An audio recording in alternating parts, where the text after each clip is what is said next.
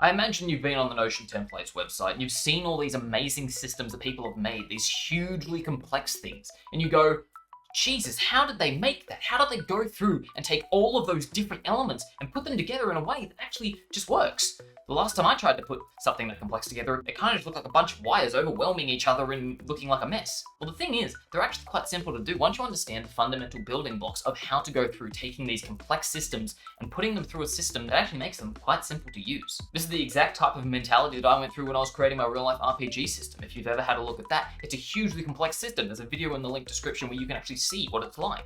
But the idea behind it all is that it is based on 3 core principles. If you give me a moment, I'll swap over to the drawing tablet and show you exactly what I mean. So now that we're on the drawing tablet, we're actually going to be going through the 3 core principles. The first one being, get it down. And what I mean by this is that when you have these huge systems, it can be overwhelming when you're only thinking about one aspect. You go, oh, I have to connect this, but I have to do this first and whatnot. The idea that you want to follow is that you have all these different areas that you may want to connect. Write them all down. There is going to be duplicates, there's going to be messy things, there's going to be things that do not work. But once you get it down, you can start to see a roadmap. So let's say I had this one system that I want here, but then I also have this system here, and this system here, and then this system here, and this system here, and I want all of those to talk to each other. But the problem being, unless I can specifically outline every single thing that needs to talk to each other, I won't know what I need to build and what different parts are going to have to connect first before I can actually go through with it. And that's when we get into the second topic. So once that we've actually gotten it down, go through and delete this. The second one is to organize it. And what I mean by this is when you have this system, you have all of these things that are connected or that need to be connected. You can go through and go, okay, well, these two need to talk to each other, but also these two need to talk to each other. Well, this one needs to talk to this one, and this one needs to talk to this one as well. So from that, you can already see these 5 blocks that were kind of interconnected, but not really. You didn't know how they were connecting. Just by sitting down and looking at what you did the first step, putting it all down, you can go into the second step and start to organize. You can go, okay, now that I have this, I have an order in which I can create things. I can go, okay, let's do 1 here, 2, and 3, then I have that. Then I can go over here, I can do number 4, and then finally, I can work on part 5 because I have all the underlying structures. Now, when it comes to these large systems, you are probably going to start in the wrong spot. That is okay.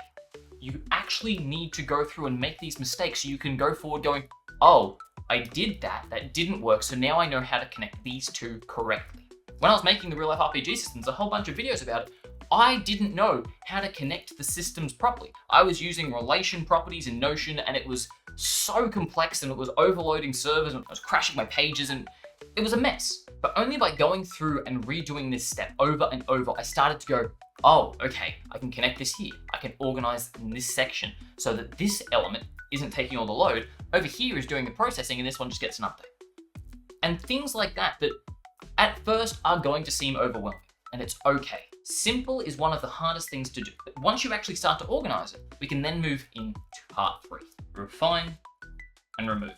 Now, if you are precious about your system, it will never work properly. There is a very common saying in creative work which states, kill your darlings. And what that means is that when you are creating things, you feel connected to every idea. It is this precious thing that you brought up and you started to refine it and now it's starting to show its head, but you need to kill it off if you want the whole thing to work. There are times in movies where you go, why did they keep this in? It makes no sense. And it's because the director or the writer or whoever was making it went, this is my darling, I can't get rid of it. But you also have to remember that there is an end result that you're working towards. Simplicity is hard to do, and that is because a lot of the times you need to kill your darlings. You need to get rid of the things that you think are super valuable. When I was making the real life RPG system, there was a boss battle system that just wasn't working. It was tokenistic. It was like, oh, okay, well, here's this extra bit that kind of works on its own accord, but it wasn't really adding anything. So there was a whole version, the 2.0 version, where I removed it. I completely removed it. And it gave me time to go, oh, I can implement it again, but better. And by doing that, I was looking through, refining, removing, and then adding back in should it come to it. So let's say in this example, there were these 5 different pages, but I realized that page 2, although I love it, isn't necessary. So I can get rid of that, remove all that, and now I have a much cleaner system. I can go, oh, well, this one connects there. Actually, 1 can also get data from 4. Well, if I have that then, 4 becomes the key aspect. I can start working on that one in particular. to then build up the other ones. In this example, it's a different mentality because it's squares with numbers. But when you start looking at a system, you start to see these elements that may talk to each other in a way that is actually much more refined, much more simple for the end user, and overall going to be a better choice for you. The real life RPG system has upwards of 15 different databases talking to each other just so you can go, oh, here's my player avatar, here is the stats, here's my experience, my levels, my class, all of these elements. But before I started going through this refining and removal step, there was so many more.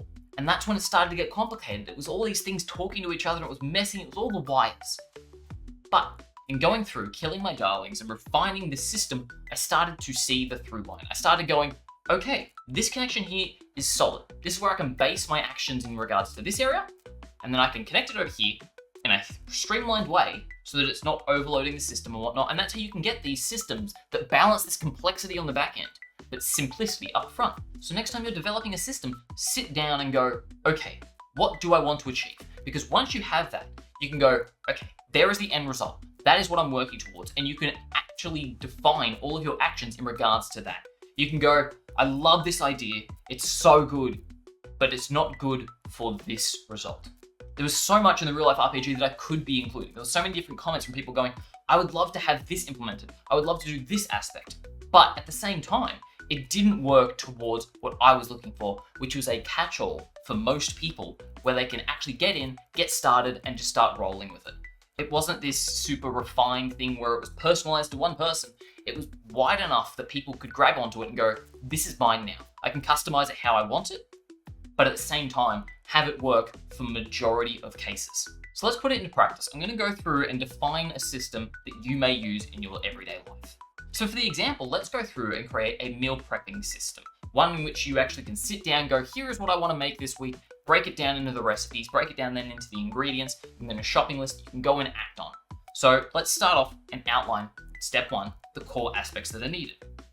Well, to start off with, I'll need a meal tracker, because then I will be going through and tracking every single meal I have, and that will have different properties and whatnot. Right now, it doesn't need to have the details of that. We're just getting through those main blocks. The second one will be, okay, I need recipes. I need a recipe log where I can go, oh, I like that one, I didn't like that one, let's make that one again. And then I will need an ingredients list so that I can go, oh, here's the recipe I want to be working towards, but I don't have these ingredients, so I can go and have a shopping list from that.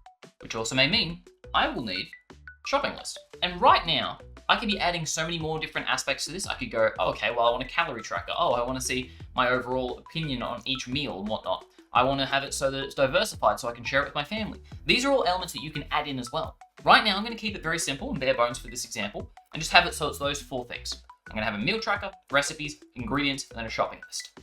So now we go into step two. We refine that into a system and organize it in a way that seems like it's going to work. So I'm just going to go through, delete these, and redefine them as squares. Another reason why I chose 4 because it's a nice little visual for this. So day to day, this is probably going to be the one that we focus on, the meal tracker. The one in which we go, okay, here is the interface I'm looking at. What am I eating today? Here is what I'm actually going to be going through and cooking today, so on and so forth. Then from there, we're going to need to access recipes. When we're actually making our meals, we need to go, okay, what recipe am I making today? What recipe am I going through and judging based on what I've just eaten? When talking to a recipe, you'll need to know what ingredients are in it. But likewise, there is an aspect of the ingredients that you may want to know in the meal prep. So we'll also have that one connected, going, oh, well, here is this meal that I liked. What about it did I like? Was it this ingredient? Likewise, was there something in that where I can't eat it, so therefore I need to remove it out of my meal prep and therefore change up a bunch of different things? So those three are going to be interconnected. The shopping list, however, is going to be based on the ingredients. It's going to have the recipe asking what ingredients are in it, check whether or not you have them stocked, and if not, add it to a shopping list that is separate that you can access separately.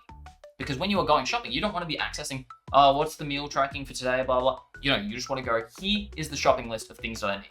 And now we go refining and removing. Knowing how Notion works will come with time. And there will be extra elements of like the coding side or relationships, whatever these different properties are that you want to edit. You can start changing them up and learning how they use themselves so that you can refine your systems as well. So right now, I know that when it comes to the meal tracking and the ingredients, I can actually delete that connection there because I can access that information through going through the recipe. I can go, this is the recipe that I'm using, here is all of the ingredients that are included, and I can have that as a subset of this connection here. And by doing that, I now have a very clear line of succession. And although this may not seem like a huge revelation when it comes to these large systems, everything is based on this sort of mentality when I'm creating it. If you look at my real life RPG system, there is so many different things connected to each other, talking to each other, but it all started off with a tracker that tracked my things that I needed to do that I could then check off. And then that went, okay, that's finished. Let me add a 1 into a different property. And by starting at that regard, you can go, okay, now I have this. Because guess what? Once you have this, like right here, once you have that, you can build that, go, I like this element, I don't like this element. I agree with this thing, oh, that's a cool idea I can add back in. And that's when you go back to the beginning. You do step 1, 2, and 3 again. And you keep doing this over and over. And it's this aspect of building on what you have, but refining it so that it still is becoming better and better and not overloading everything you're doing. Now, there's going to be things that come up, like with the real life RPG system, because there are people who are going to be doing a lot of different tasks throughout their lives and using this as a powered thing, it's going to get laggy at times. So there was another element that I needed to include, which was a button that gives you the option to reduce lag. Takes all the properties that were checked off and can substitute them with single elements that track all of the progress that was made without having to actively connect to all of the things that are done. This will only come in time. You will only know what the system needs after you start using it. So keep this in mind as you are going through, you're refining your systems and playing around with the idea that this is not the final stage. This is but merely the next stage. I'm going to go through, figure out what needs next, and go, okay, cool, that's done. I've got my ideas, I've refined them, I've killed my darlings, and now I'm ready to move on to the next stage. And go, oh, I could add this. Let's start back at the beginning. So going forward, I would love to see what systems you guys are making. Feel free to jump into the Discord. There's a link in the description below where we're actually sharing our journeys. But I want to know how you're using your systems, how you're building out these systems for yourself, what the purpose is, and how different ideas and things that you play with came together in order to create these really new, innovative ways that are helping you. Likewise, if you have any problems, again, come join that Discord. We're happy to answer any questions that we can because we're all people that are just trying to level up our lives and hopefully help each other along the way. So if that sounds of interest to you, again, feel free to join along with the journey. And thank you for watching. Hopefully you start leveling up and building these amazing systems.